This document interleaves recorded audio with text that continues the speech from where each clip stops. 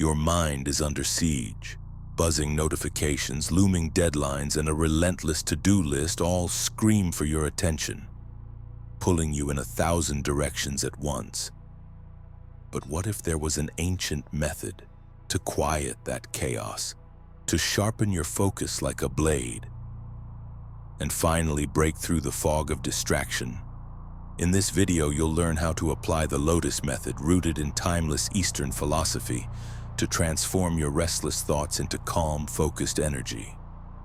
Ignore this, and the noise will keep owning your life. But watch it through, and change begins now. Part 1. Gohan's battle with inner resistance. Meet Gohan.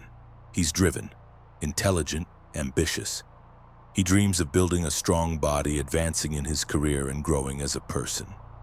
But every time he tries to act, something invisible stops him. It's not motivation he's lacking. He consumes endless motivational videos, listens to podcasts, reads every productivity book he can find. And yet, when it's time to execute, he's scrolling on his phone, distracted, drained. He knows the problem. He just can't escape it. It's not just a Gohan problem, it's a human one. Our minds are wired to resist discomfort, to avoid challenge.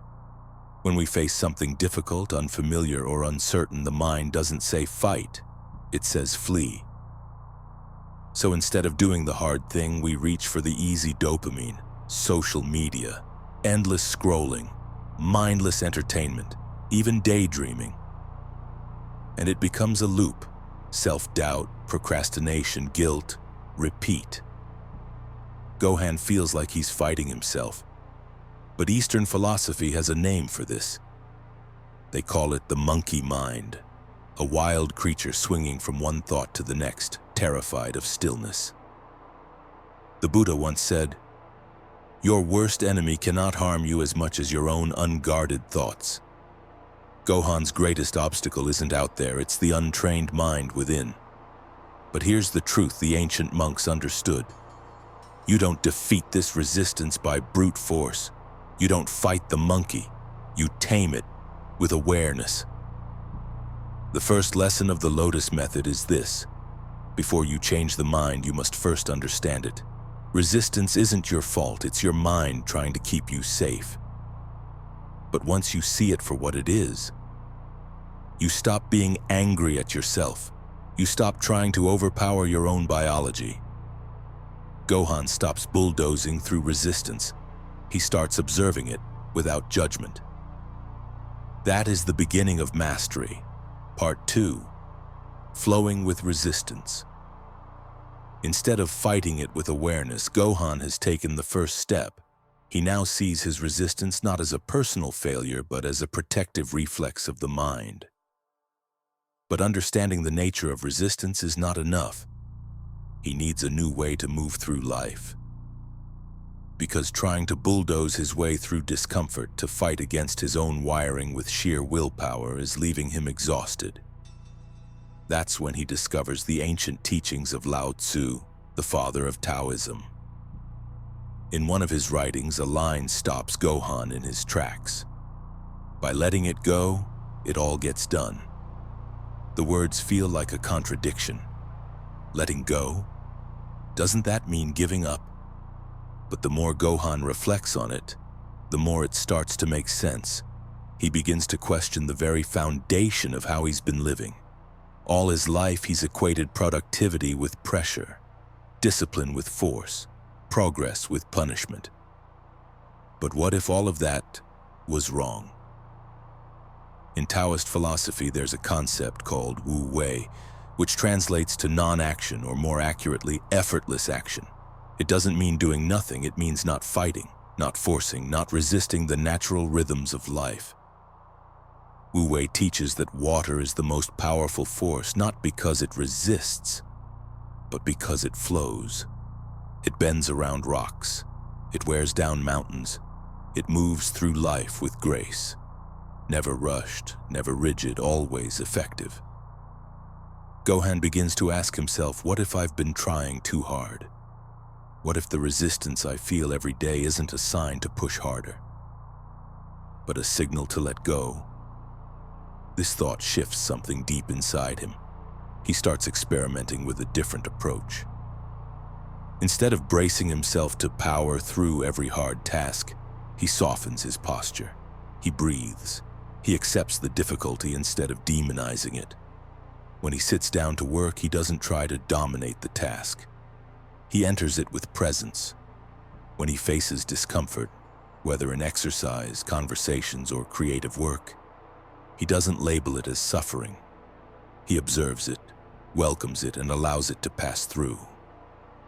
This doesn't mean everything becomes easy, but it feels easier because he's no longer fighting the current. And here's the paradox. The less he fights, the more he gets done. Tasks that once drained him now flow naturally. He no longer wastes energy resisting the thing. That energy now goes into doing the thing. This is the power of Wu Wei. It's not passive, it's aligned. It's not surrender, it's synergy with life. Gohan realizes that life is not a mountain to conquer. It's a river to travel. When we struggle, it's often because we're trying to paddle upstream. We label tasks as hard, situations as unfair, or moments as not enough. But life has its own timing, its own tides, and when you trust the current, you stop drowning in resistance.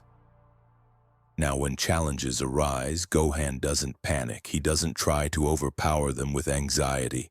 He slows down, observes the moment, and moves with it. He begins to feel what ancient Eastern teachers meant when they said, "Nature does not hurry, yet everything is accomplished." The second lesson of the Lotus Method becomes clear to him. Stop resisting life. Flow with it. In this mindset, even the hardest challenges no longer feel like brick walls. They feel like rapids to navigate, fluid but passable. They demand your attention, yes, but not your suffering. Gohan's days begin to feel different. Instead of a battlefield of resistance and guilt, they become a dance of intention and response.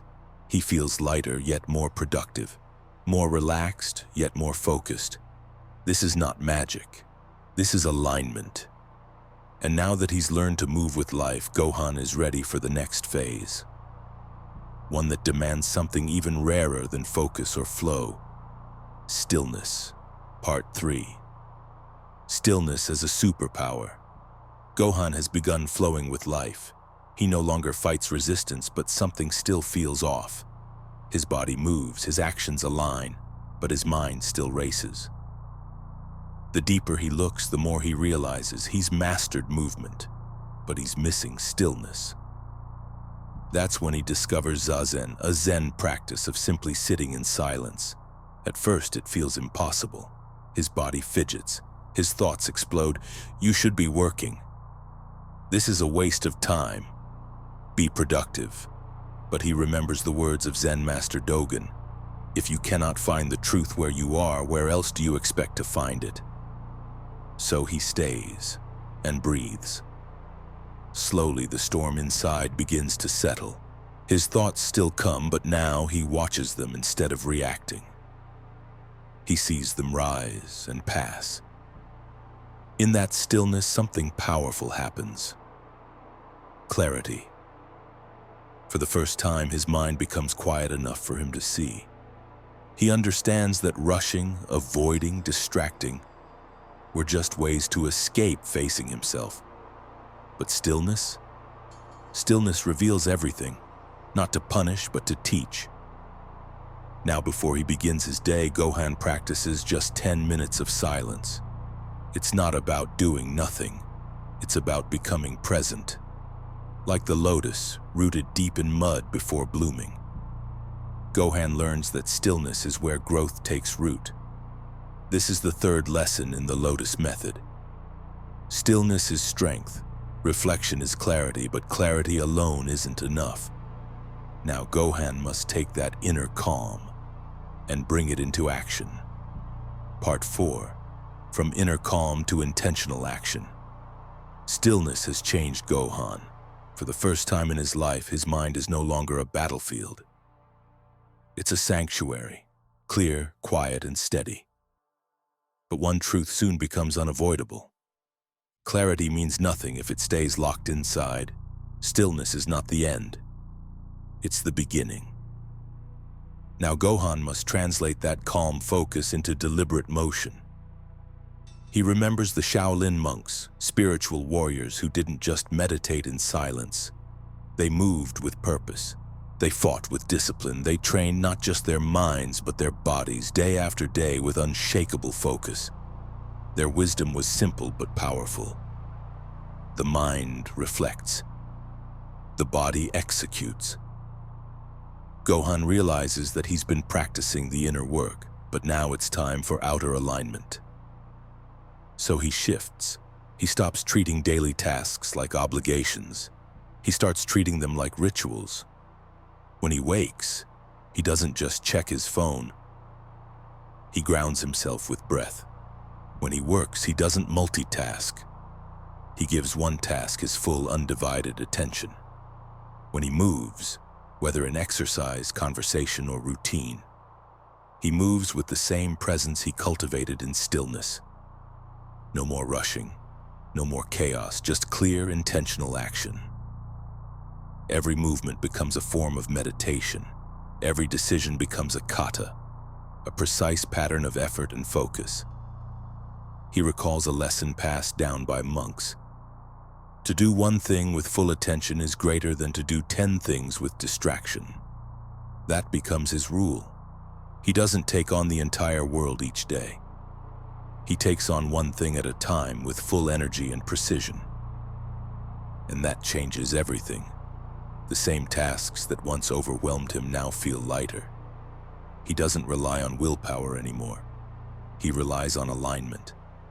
He begins to feel what mastery really is. Not perfection, not hustle, but harmony between the inner world and outer action. Stillness gives him the insight. Action gives it life. Because without movement, stillness becomes escape, and without reflection, movement becomes burnout. True power lies in the balance between the two. This is the fourth lesson of the Lotus Method. Take calm, deliberate action. One step, one breath, one moment at a time. Gohan now lives like a monk in motion, carrying his stillness into every task, every step, every challenge. But even with focus and discipline, one final lesson remains.